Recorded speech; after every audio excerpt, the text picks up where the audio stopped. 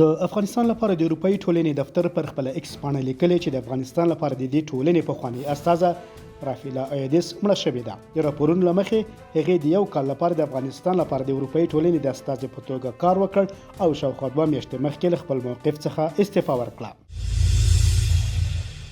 د لغمان مرکز مهترلام اړوند کلهګوټ سیمه کې نن ترافیکي پیښې له امله 6 کسانو ژوند له لاسه ورکړی او 19 نور ټپیان شوي دي.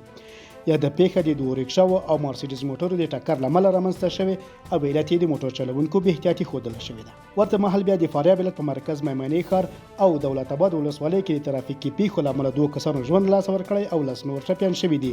په مړه شویو کې ښځې او ماشومان هم شامل دي. د افغانستان بانک مسؤلین وایي په بانکي سکتور کې غیر شرعي معاملې ختمې شوې او اوس مهال ټول بانکي معاملات د حنفي فقې په رڼا کې له سود پرته ترسره کیږي.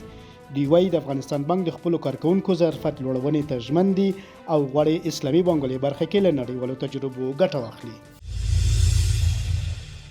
ارزګان کې شمېر ځایي کوچیانو د دغه ولایت ته د قومونو او قبایلو چارو وزارت له ورغلي پلاوي څخه غوښتي چې حکومت باید د دوی ماشومان ته د زده کړو زمینه برابره کړي. یاد وزارت پلاوي ډاډ ورکړی چې ستونزې او غوښتنې به یې مرکز کې له اړوندو ادارو سره شریکې کړي. د نیمروز ولایت مرکز زرنج ښار ځینې اوسیدونکي په دغه ښار کې له بې نظمۍ او شکایت لري.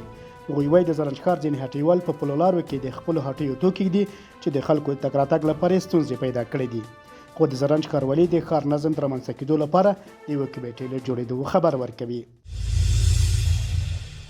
بامیانو کې محلي تولیداتو د ښځو د لیوالتیا په ډېرېدو سره په دې برخه کې فعالیتونه ډېر شوي، خو دغه ښځې وایي چې د محصولاتو لپاره د مناسب بازار نشتون د هغوی په انګیزې اغېز کړی دی. خو د دغه ولایت د صنعت او سوداګرۍ ریاست مسؤلین وایي چې دغه ریاست د کورنۍ او بهرنۍ مؤسسو په همکارۍ له کارکوونکو او بوختو ښځو ملاتړ کړی او د کورنۍ محصولاتو د تولید او خرڅلاو زمینه یې برابره کړې ده.